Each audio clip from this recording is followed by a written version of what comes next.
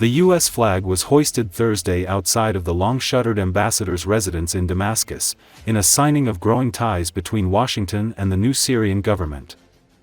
According to Associated Press U.S. Ambassador to Turkey Tom Barrack, who has also been appointed special envoy to Syria, arrived to inaugurate the residence, Syrian state-run news agency SANA reported. The U.S. has not formally reopened its embassy in Damascus, which closed in 2012 after protests against the government of then-President Bashar Assad, met by a brutal crackdown, spiraled into civil war. Assad was unseated in December in a lightning rebel offensive. However, Barrack's visit and the raising of the flag were a significant signal of warming relations. Washington was initially circumspect about Syria's new leaders, led by Ahmad al-Sharaa, the former leader of an Islamist insurgent group that the U.S. still lists as a terrorist organization. However, the Trump administration, encouraged by two U.S. allies in the region, Saudi Arabia and Turkey, has in recent weeks shown increasing openness to Damascus. Trump held a surprise meeting with al-Sharaa in Riyadh earlier this month, and the U.S. has begun to roll back decades of sanctions slapped on Syria under the Assad dynasty. The U.S. State Department posted a statement on X on Thursday attributed to Trump announcing Barrack's appointment as envoy to Syria. Tom understands there is great potential in working with Syria to stop radicalism, improve relations, and secure peace in the Middle East. Together, we will make America, and the world, safe again. The statement said. Barrack thanked Trump in an X post for "your bold vision, empowering a historically rich region, long oppressed, to reclaim its destiny through self-determination."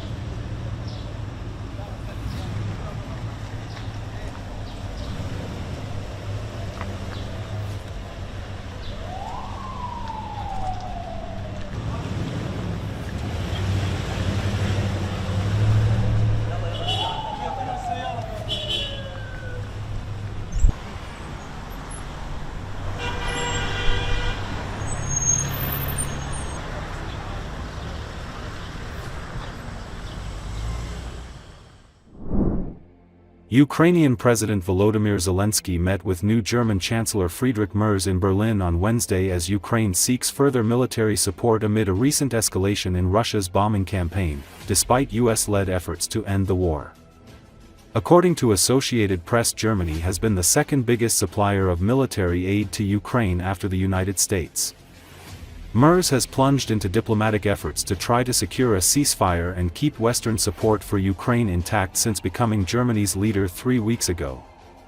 "We will continue to increase the pressure on Russia. We are doing this in order to weaken the war machine of Moscow. But we are doing it also to open a path to negotiations," Merz said, speaking in Berlin. European leaders have accused Russian President Vladimir Putin of dragging his feet in US-led peace talks. German Foreign Minister Johann Wadefuhl was set to meet in Washington with U.S. Secretary of State Marco Rubio on Wednesday. Zelensky said Tuesday that Ukraine is ready to hold peace talks at the highest level, including a trilateral meeting with himself, Putin and U.S. President Donald Trump.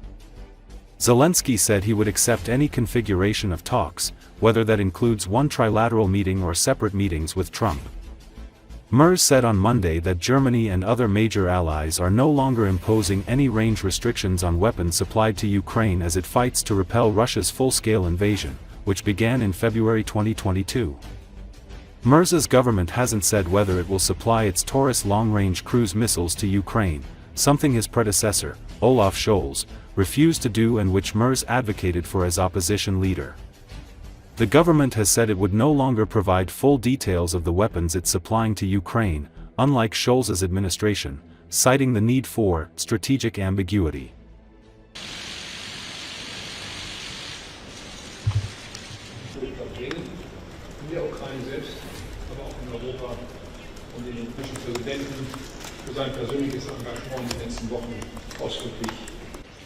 Wir werden deshalb den Druck auf Russland weiter erhöhen. Wir tun das, um die Kriegsmaschine Moskaus zu schwächen. Wir tun es aber auch, um den Weg für Verhandlungen zu öffnen.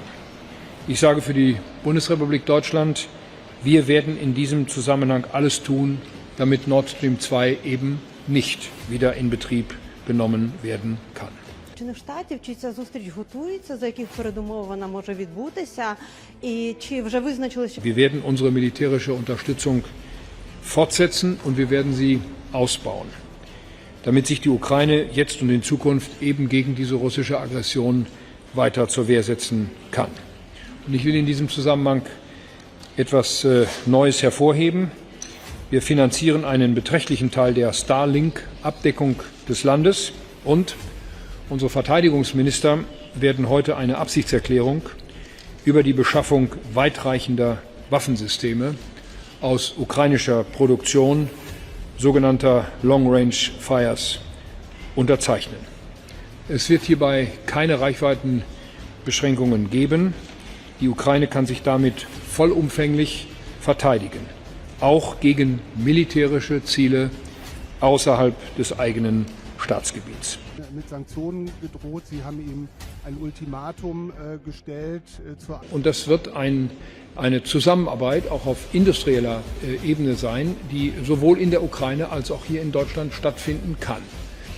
Weitere Details werden wir dazu bis auf Weiteres nicht geben, aber gehen Sie davon aus, dass die Weigerung der russischen Seite, Gespräche zu führen, die Weigerung, einen Waffenstillstand einzuhalten, jetzt wirklich Konsequenzen hat. Україна вважає, що